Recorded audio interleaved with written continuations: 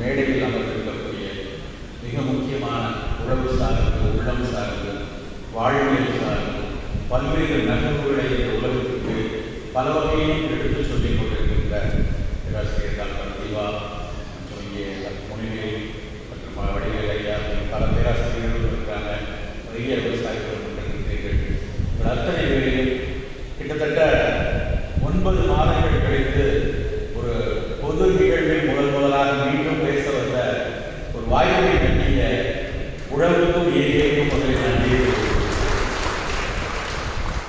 ஜனவரி மாதத்தில் தை நாளை தமிழக நாளாக இங்கிலாந்து ஏற்றுக்கொண்ட போது அதற்காக இங்கிலாந்தில் வசிக்கக்கூடிய தமிழ் நெஞ்சங்கள் எல்லாம் சேர்ந்து ஒரு விழா நடத்தினார்கள்.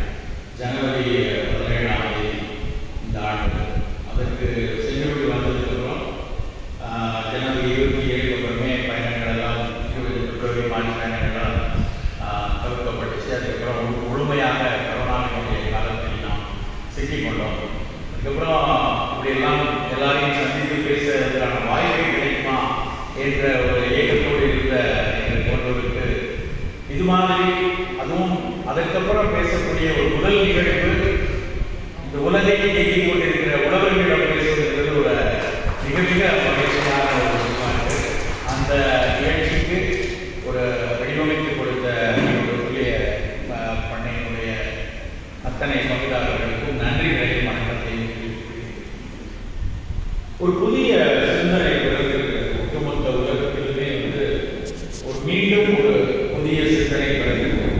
கரோனாவை நாம் மீண்டும் பயந்து சற்று பகவதைத்து கொஞ்சம் வலியோடு வேதனையோடு கடந்து வந்திருக்கிறோம்.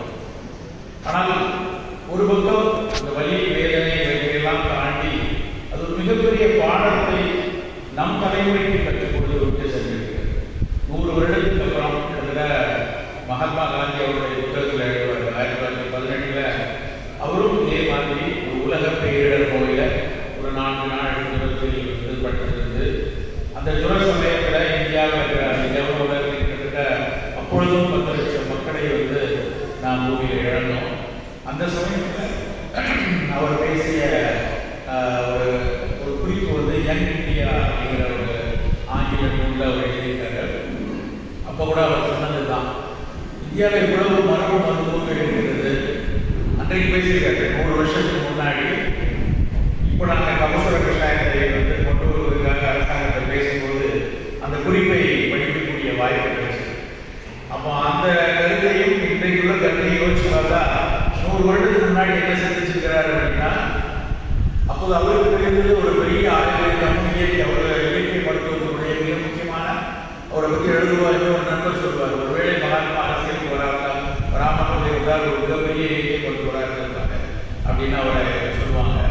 அந்த அளவுக்கு இயற்கை மருத்துவத்தின் மீது மிகப்பெரிய பற்று கொண்ட, இயற்கை மருத்துவத்தை மிகப்பெரிய அவருடைய நுட்பங்களை நேசித்த ஒரு மாமனிதர் அவர். அந்த 1918 சொல்றாரு. அப்போ அவருக்கும் அவர் வழக்கம் போல சொன்னால் பட்டினியாக இருந்தது சரியாகுவது இயற்கை மருத்துவத்தில் முக்கியமான வழி. ஆயுர்வேதத்தில் அவருடைய நண்பர் ஒருத்தர் சொல்றாரு, லங்கனம் பரமோஷதம் நீ பட்டினி கடை அப்படிங்கிறாங்க. இயற்கை மருத்துவம் படித்தவர் அவர் அப்படி இருக்கலாமான்னு ஒரு சின்ன சர்ச்சை ஓடுகிறது. அப்போ அவருக்கு ரொம்ப நண்பர், பின்னாளில் அவர் பங்காளத்தினுடைய முதல்வரான ஒரு காங்கிரஸ் நண்பர் டாக்டர் PC ராய்.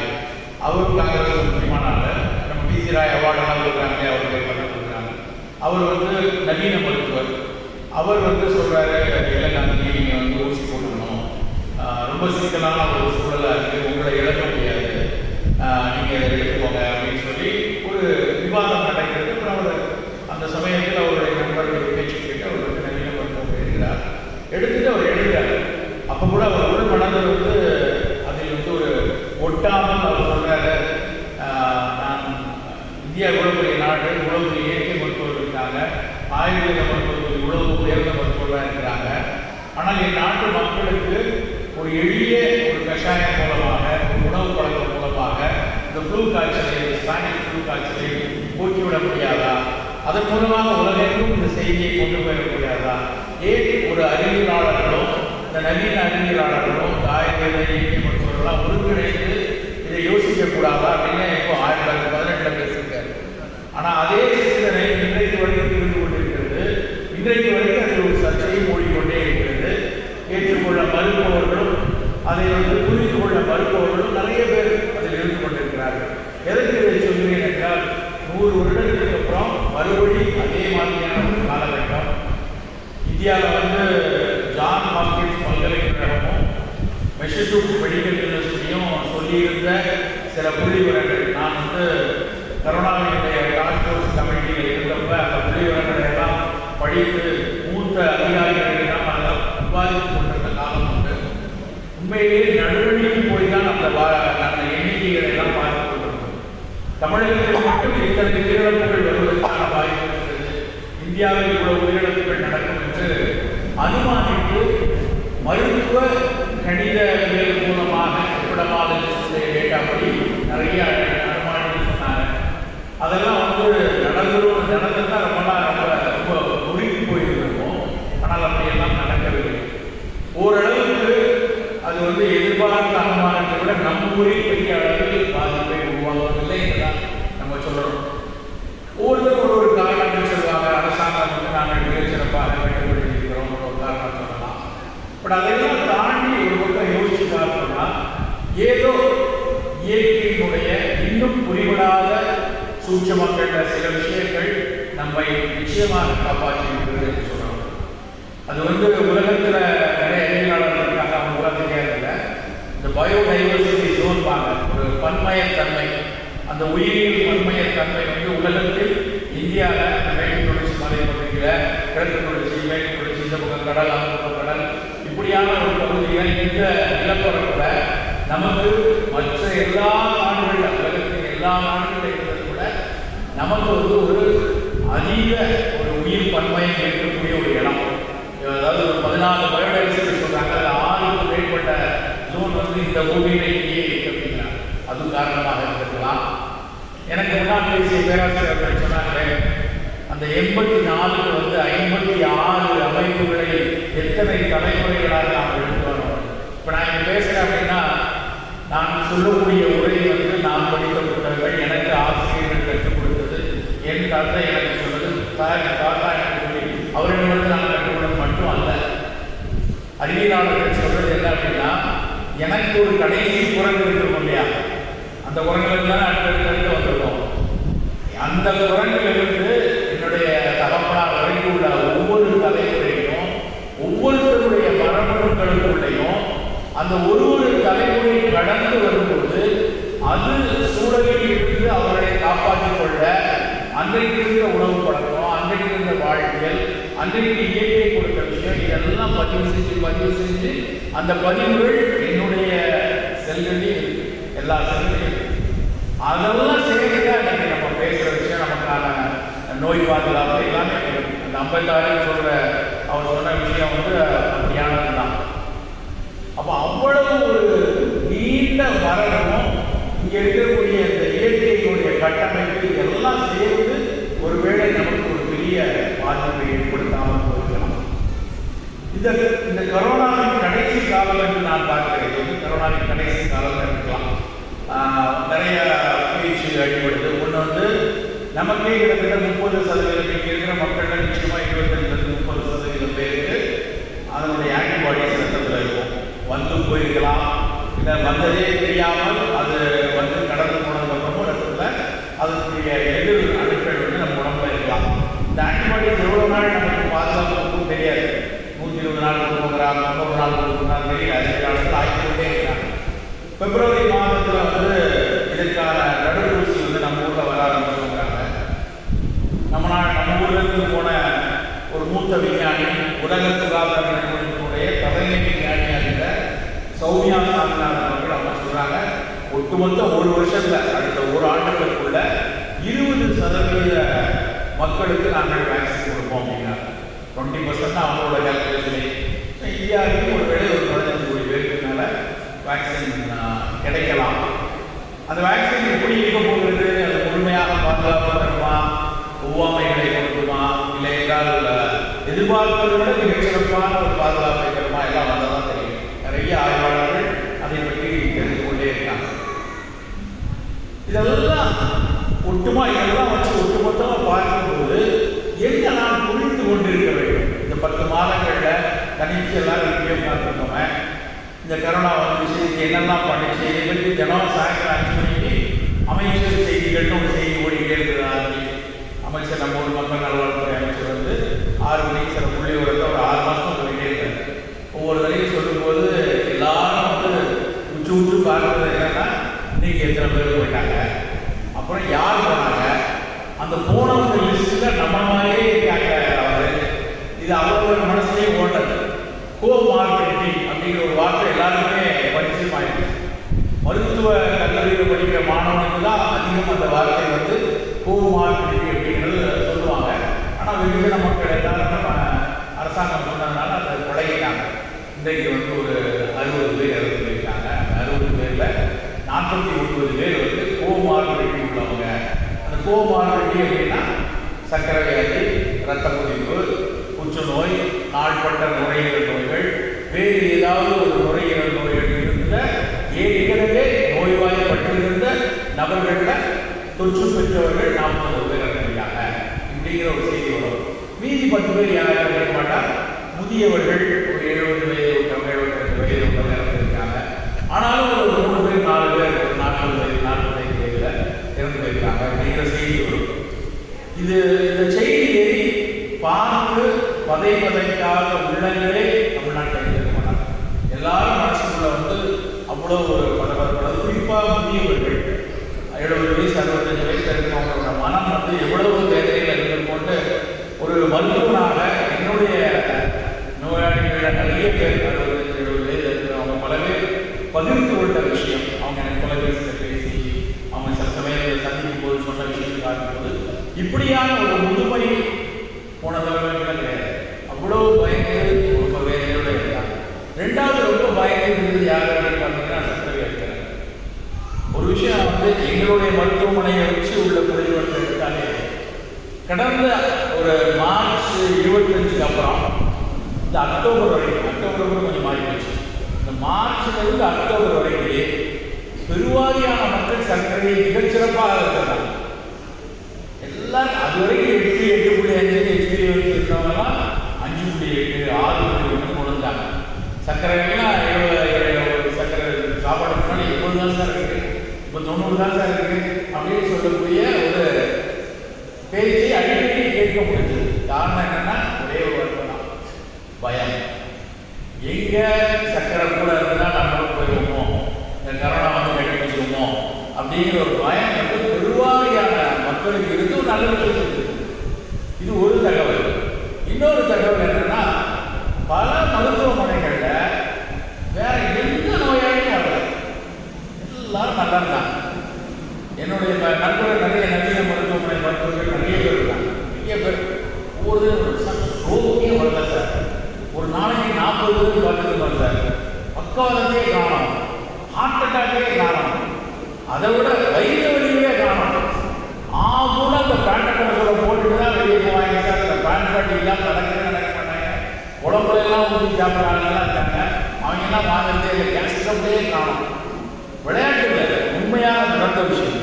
பல மருத்துவமனைகளில் அவசர சிகிச்சை பிரிவுகளை மூடிடலாமான்னு அளவுக்கு பெரிய பெரிய மருத்துவமனைகள், நான் சொல்றது சின்ன குடிக்கல, ஒரு நாளைக்கு 50 பேர் 60 பேர். ஒரு விஷயம், ரோடு டிராஃபிக் ஆக்சிடென்ட் குறைஞ்சிருக்கு. என்னன்னா வாகனங்களில் விபத்துகள் நடக்கல. ஆனால் மூளையில் ரத்த கசிவு வந்த பல மக்கள் ஏன் ரத்த கசிவு வரல, ஏன் சர்க்கரை கூடலை, எதனால் ரத்த கொதிப்பு உயரலை, எதனால் வந்து அவங்களுக்கு வந்து தீவிர நோய் நிலைகள்லாம் இந்த நேரத்தில் நடக்கலை யோசிச்சு பார்த்தோம்னா கொஞ்சம் கட்டுப்பாடான வாழ்க்கையை நம்மளால் கொடுக்குறது உண்மையாக நிச்சயமா ஒரு கட்டுப்பாடு வந்துச்சு. ஒரு இழப்பு இருந்தது நமக்கு, ஒரு வணிக ரீதியான இழப்பு. நம்முடைய சக வணிக நண்பர்கள் வழியோடு அதை கடந்து வந்தாங்க. உண்மைதான். அது ஒரு பக்கம். ஆனால் ஒரு உடல்நலம் சார்ந்து நம்ம பார்த்தோம்னா பல பேர் நல்லா இருக்காங்க. டாக்டரை பார்க்கலைனாலே பேஷண்ட் நல்லா இருப்பாங்கிறது முதல் முறையாக கரோனா வந்து காட்சி கொடுத்து போச்சு. அதுக்கு காரணம் என்னன்னு பார்த்தா பல பேர் வந்து வீட்டு சாப்பாடு சாப்பிட்டாங்க. முதல் விஷயம் இல்லத்தில் அமர்ந்து சாப்பிடக்கூடிய பழக்கங்கள். பல பேருக்கு வந்து இலக்குவான உரையாடல்கள் ஓடிச்சு. இந்த இலக்குவான உரையாடல்கள் வந்து தொலைச்சு சாப்பிட்டியம்மா, இப்போ காப்பி குடிச்சிங்களா, இந்த கொஞ்சம் குழம்பு குழம்பு கொடுத்துக்கோங்களேன், இந்த கடைசி வாங்கி வாங்கிக்கோங்க, இந்த சோறு கொஞ்சம் மீதிக்காம இந்த மாதிரி சொற்றொடர்கள் 8 மாதமாக தான் திரும்ப ஊருக்கு வந்துச்சுங்க. வீடுகளில் இதுதான் நடந்துச்சு. நேரத்துக்கு சாப்பிட்லையா இந்த கேள்வியே நடக்கலை. அப்படி இருந்த ஒரு விஷயத்தை கொஞ்சம் ஒழுங்காக கொண்டு வந்தோம். அது பெரிய விஷயமா மொட்டை மாடி ஒரு மிகப்பெரிய உலகமாக இருந்துச்சு. நான் புதுசாக ஒரு வாடகை வீட்டுக்கு ஒரு 6 வருஷத்துக்கு முன்னாடி போனேன். அந்த வீடு வாடகையை எடுக்கும்போது அந்த வீடை போய் பார்க்கறதுக்கு நான் வந்து எல்லாரும் ஏரியே 6 வருஷத்துக்கு கூட இந்த கரோனா காலத்தில் நான் மொட்டை மாடி போனேன். மொட்டை மாடின்னு ஒன்று இருக்குன்னு தெரிஞ்சது எனக்கு மார்ச் மாதம் கிடையாது. அது வரைக்கும் போகவே இல்லை. நம்ம வருவோம், வீட்டுக்கு போவோம், வேலைக்கு போவோம், வீட்டுக்கு போவோம், வேலை எங்கேயும் போக முடியாமலே ஒரு நாள் மாடியில் ஏறி பார்த்தா எனக்கு வந்து அப்படியே ஒரு சுவிட்சர்லாந்து, ஆஸ்திரேலியா, ஆக்லாந்து அங்கெல்லாம் பார்க்காத விஷயங்கள் எங்கள் வீட்டு மொட்டை மாடியில் இருக்குது. சென்னை வீட்டு உங்களுக்கு நெருக்கமான ஊர். ஆனாலும் எங்கள் வீட்டு மாடியில் பார்த்தா அவ்வளோ அழகாக இருக்குது. ராத்திரி நிலா இருக்குது, மேற்கிற அழகாக இருக்குது, புறாவில் பட்டாம்பூச்சி இருக்குது, எல்லாத்தையும் இருக்குது. நம்ப மாட்டீங்க, 6 மாதமும் சாயந்தரம் ஆனால் 6-7 மணிக்கு நான் மேலே போய் பண்ணுறேன். எழுதுவதோ படிப்பதோ பேசுவதோ எதுதான் மொட்டை மாடிக்கிறேன். ஒரு புதிய உலகம் வந்து என் தலையில் மேலே இருக்கிறது எனக்கு கற்றுக் கொடுத்தது காரணம். அப்படி ஒருத்தருக்கும் பல நல்ல விஷயங்கள் வந்து இந்த ஒரு காலகட்டத்தில் நமக்கு கிடைச்சது.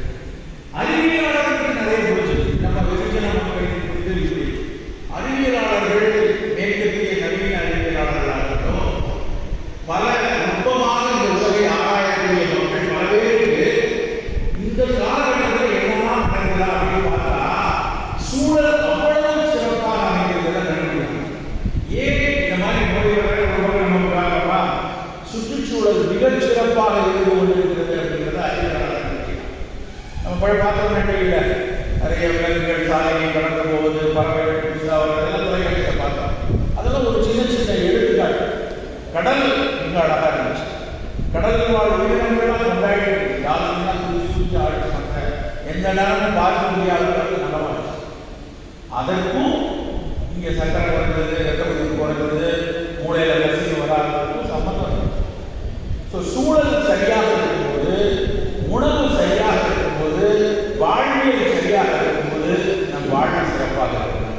அவ்வளோதான் நம்ம கற்றுக்கிற ஒரே விஷயம் தான். நம்முடைய அத்தனை நோய் கூட்டங்களுக்கும் மிக அடிப்படையான ஒரு தவறு நிகழக்கூடிய இடம் முதல் விஷயம் உணவு, 2வது விஷயம் வாழ்வியல், 3வது சூழல் மனம். இதை செம்மைப்படுத்தி வச்சிருந்தோம்னா வேற எந்த பிரச்சனைகளும் பெருவாரியாக வரும். அதுவும் குறிப்பாக இந்தியா மாதிரியான நாட்கள் நம்ம ஊரில் பிரச்சனையே என்ன அப்படின்னா இந்த கரோனாவுக்கு ஒரு பீரியட், இந்த கரோனாவை தவிர மிகப்பெரிய அளவில் பாதிப்பை கொடுத்து கொண்டிருக்கிறது வந்து தொற்றாத வாழ்வியல். இது தொற்று நோய். இதை தாண்டி மற்ற எல்லாம் பார்த்தீங்கன்னா தொற்றாத வாழ்வியல் வந்து துரட்டி கொடுத்து நம்ம விரட்டி கொண்டிருக்கு. நாளைக்கு காலையில் ஒரு 15 நோயாளி பார்த்தேன். 15 நோயாளிகள் 8 பேர் மூச்சு நோயாளி. 8 பேருக்கு ஒரே ஒரு அம்மா மட்டும்தான் 72 வயசு.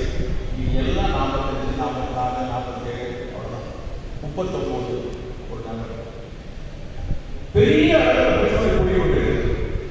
டாக்டர் அவர்கள் வந்தோடனே பேசும்போது கேட்டாங்க, பெரிய ஒரு பார்த்தீங்களா இவ்வளோ நோயாளிகள் இருக்காங்களா அப்படின்னு. உண்மையிலேயே வேலையாக இருக்கு. பார்க்கும்போது பல நேரங்களில் சற்று முக்கிய சூழலில் உடம்பெருக்கும் பரவிய நிலையில வரும்போது என்ன செய்ய முடியும்னு கையெழு நிலையை பார்க்கலையா, அந்த மாதிரி நிலையில பல இளம் நோயாளிகளை பார்க்கணும். 33 வயது ஒரு பெண்மணி ஒரு பெரிய பன்னாட்டு நிறுவனத்தில், அந்த நிறுவனத்துடைய ஒரு முக்கியமான பொறுப்பில் இருக்கிறாங்க. விரும்பி ஒருவரை திருமணம் செய்து கொண்டு வேறு ஒரு நாட்டிற்கு சென்று விடுகிறார்.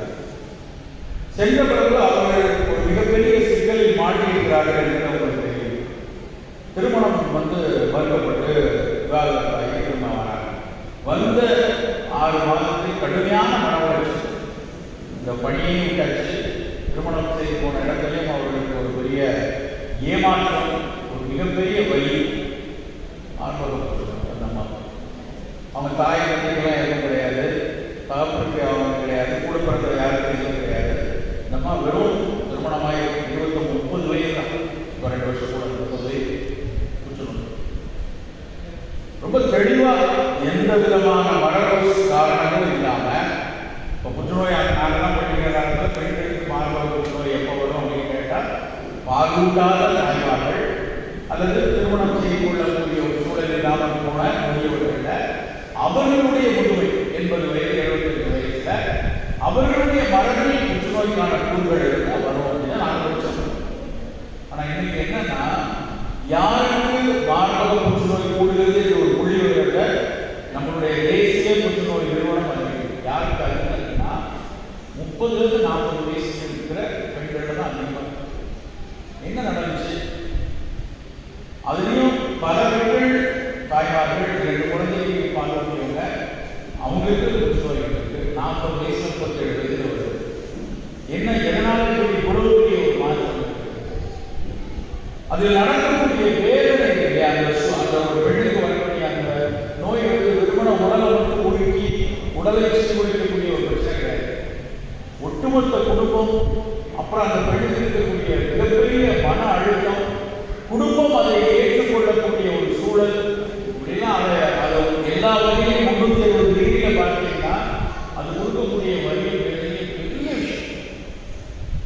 வரும்போது நான் வெளியில் வரும்போது ஒரு எனக்கு அவருடைய வீட்டில் ஒருத்தருக்கு புற்றுநோய் இருக்கு. அவர்களுக்காக ஒரு உதவியை கேட்கிறார். நாங்கள் ஒரு மருத்துவர்கிட்ட பேசணும்னு சொல்கிறாங்க. சொல்லும்போது அவரை எனக்கு பரிந்துரைத்தவர் என்னுடைய நண்பர். ஒரு வார்த்தையை கடைசியாக ஒரு வார்த்தை எழுதார். நான் ரொம்ப நேரம் யோசிச்சுட்டே தான் வந்தேன். என்ன எழுதாங்கன்னா, உங்கள் ஃப்ரெண்ட் ஐயப்பட்ட சொல்லிடாதீங்க அப்படின்னு சொல்கிறார்.